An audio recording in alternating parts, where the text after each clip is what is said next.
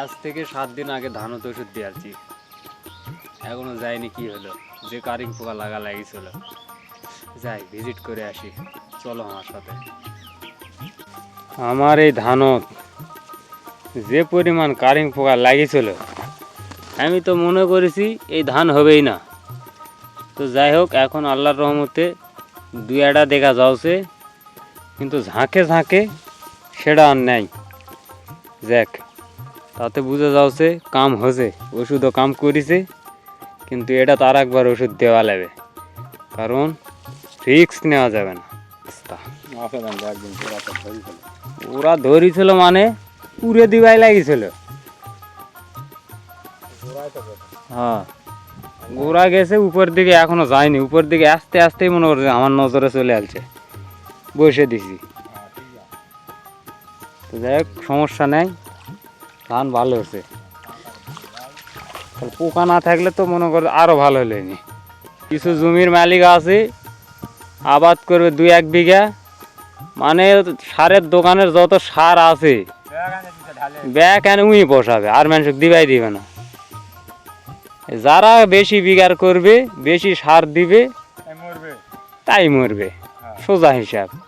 এই দেখো, পাতার চারিদিকে তকতকা খাড়া, 1 লাখ লিটার পরে গোড়াওছে। হ্যাঁ, ধান খুঁজে এখন আশা লাগছে, মহা বিপদ। পানির জানে আল দিয়ে যাও, তো কিছু হবে না। ওষুধ দিছি না, দিবিন না কদিন। আজকে ওদের তাপ কিন্তু না বেশি।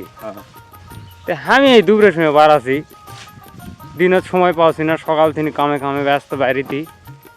তুমি এই দুপুরের সময় আলিন কে? আমার তো ভাই কাম বুঝাবো না, মিস্ত্রি লাগিয়েছে বাড়ি করছি, কাম সাটাছে বা ঘর প্লাস্টার করতে। আলুত মারা খালি টিয়া পয়সা কুটি পাচ্ছি না তো।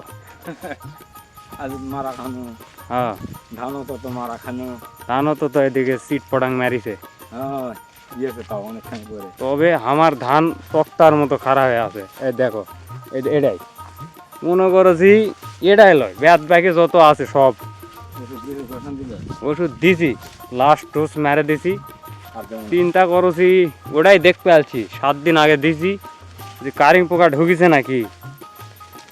তে দেখিছি এক জমিতে আসলো বেশি, সেটা কমিছে, 2টা আছে। চিন্তা করছে আবার কি দিব নাকি, দিলে ভালো, মানে টেনশন থাকতো না।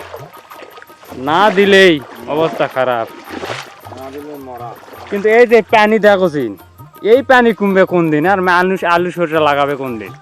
ধান তো প্যাকে এই যে শেষ, সপাট কাটা হবে এখনই।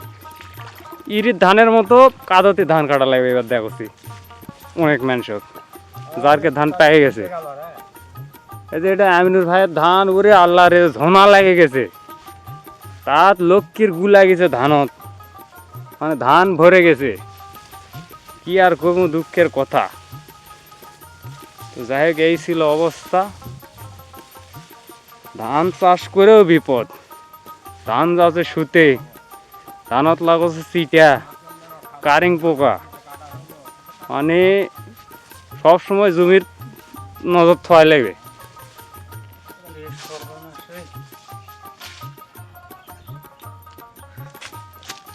আল্লাহ রে, চোখ মুখ দিয়ে আজকে তারাবার আছে, এত ওদ। আর সাধ্য দূর থেকে ঘুরে আনো, সেই নামিছি ওই মুরাত, সেই ঘুরতে ঘুরতে ঘুরতে ঘুরতে বিপদ চলে আনো। জীবনের 3টা বাজিছে। আস্তাগফিরুল্লাহ, তৃষ্ণাও লাগছে বা, মনে করছে ড্রেনের পানি খাই 2-1 ঢোক। কে বলে কেউ ওষুধ দিয়ে গেছে, সাদা দেখাই যাচ্ছে, নাহলে এটাই 2 ঢোক বসানো। যাই তাড়াতাড়ি বাইর যাই, যা আগে পানি টানি খাই।